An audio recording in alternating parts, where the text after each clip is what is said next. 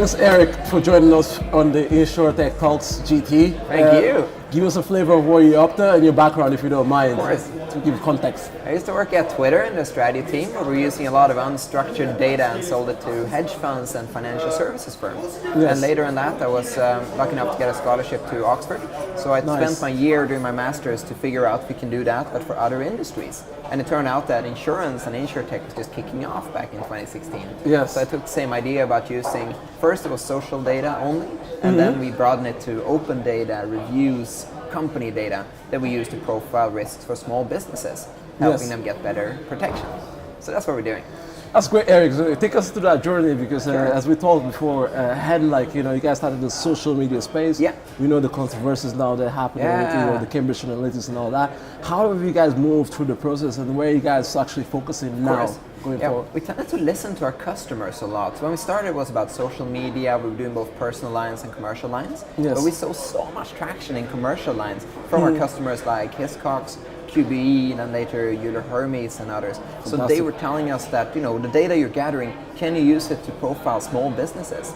And that's a very important area because £6 billion is spent on small business insurance in the UK every year. But there's actually another £6 billion of underinsurance, which could be DWP for these guys to unlock. So what we do is to allow them to tap into that market that they don't have data on currently, and we give them the alternative data sets like companies' house data. We read text on websites, we read reviews, we do sentiment analysis using machine learning. Cool. It's fascinating what you can do there. So we listen to customers, and that's how we decided to put the product into that space.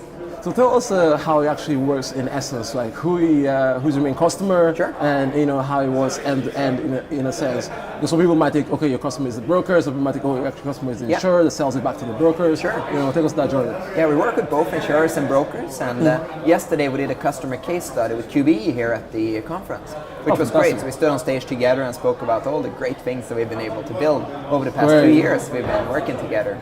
With QBE, what we do is to map out the addressable market for small business insurance and help them reach those end customers directly. So QBE works with brokers directly, but they want to be known, they want to be seen as a risk partner, and we give them the data, the insight, and even go out and speak to those customers on their behalf. So by doing that, we're able to help QBE win in a space that they thought was very tricky. And they're now the 6th largest managing agent at Lloyd's, so they have a lot of things that we're going through with. That's very interesting, Erik. So you guys work with the insurer to service their brokers to capture more business. Exactly. So we're working across the value chain. So big names with Turner on there, QBE, Hitchcocks. Tell us about the challenges of working with, being an insurtech, working with these big players, and how you take them on a journey of iteration and maybe co-creating products. You have to co-create, because if you try to work independently, you're never going to be able to get the insights. Equally, insurers, as we see here, they are open to innovation, they invest in this space. It's a great place to be. And when you combine that with some strong technology, our CTO came from Amazon, on an enterprise SaaS model, then you can have a winning proposition in this space. So you think, how is the sales journey? Are you guys saying like, okay, 3 months, you can co-create a product and actually bring it to market with the partner? Or is it a longer sales, kind of co-creation process? It depends. Sometimes the insurers come to us with a specific use case and they say we can map your data. In that case, sales cycles can be as short as 2 months, and we've been able to get up and running. Other cases takes longer. It's enterprise, so you'll be expecting to be getting to know people over a longer time. We find that a lot of the procurement of the things that we do, because we're getting ISO certified, because we can do privacy assessment, because we have data security arrangements, we are now so established as a company that we can go through these things. So the idea that earlier stage startups have come with POCs and these things, we don't have that problem because we have a completely scaled up procurement process. And I want to make a shout out to my COO, Alex Hammack. That sounds good. That's great, Erik, because the procurement process can be a killer for some insurtechs. So if you guys were able to get all the certifications that go through the traditional procurement processes, it's a big selling point as a company. It's very important because we have enterprise grade security. It's very sensitive data that we're profiling, obviously. So we have to put that in place. We have to have the right type of certification. So we invested a lot of time, money, and effort into making that happen to be able to get the enterprise ready. I'm so happy we did it because everything is getting better as a result. So give us a flavor of how you see the roadmap now going for digital fine print over the next year or 2 years.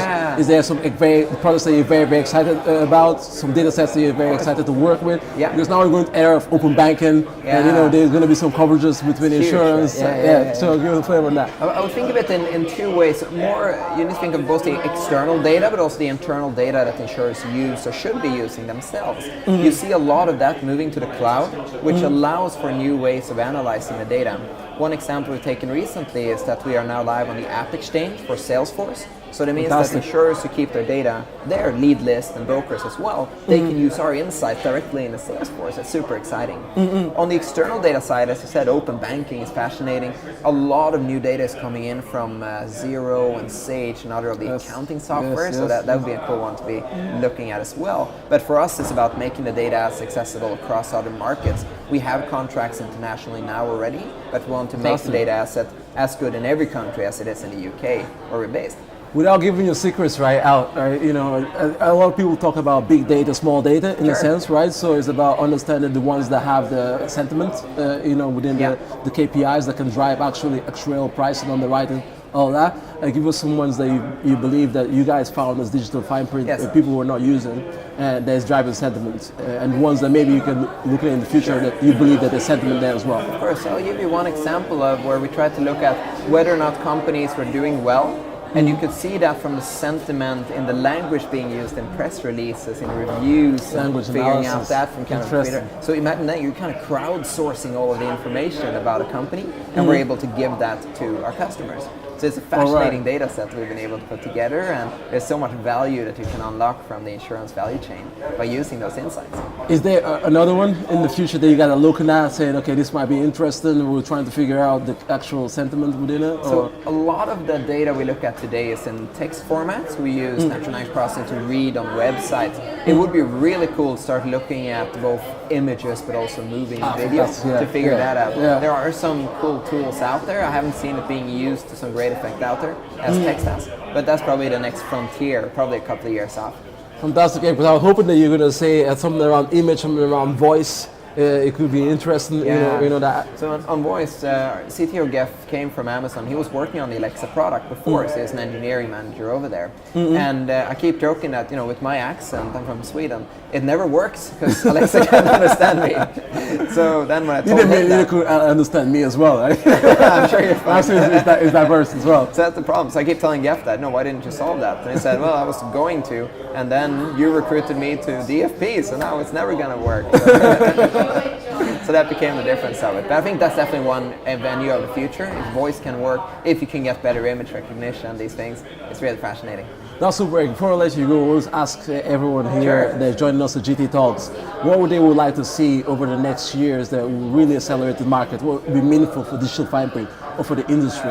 I'd say one wish we could have more than one, right? Yeah. So if I had a magic wand, what would happen? Magic wand, So most people would be saying that, I hope it would take longer to go through, shorter to go through procurement. I wish insurers would be more open. I'm gonna be a bit controversial and say the opposite. I think and I hope that insurers would look at what the other ones are doing successfully, and the best ones aren't the ones who just say no to all procurement. The best ones are the ones who are very choiceful and actually go through all the work of partnering for the long term with companies. As I mentioned, we work with QB for 2 years. It takes time to build a strong partnership, but when you do, it can have massive amounts of value. So for the next year, I'm hoping that now that we have been working for years with many of them, other companies, other insurance companies, will take note and start realizing that there's value in the technology we're bringing. So I think it kind of happens over time. There becomes a bit of a snowball effect that you get bigger and bigger over time. We've just done some crazy growth in the past year, and I'm looking forward to seeing even more in the next year. No, that's fantastic. It's a great way to actually,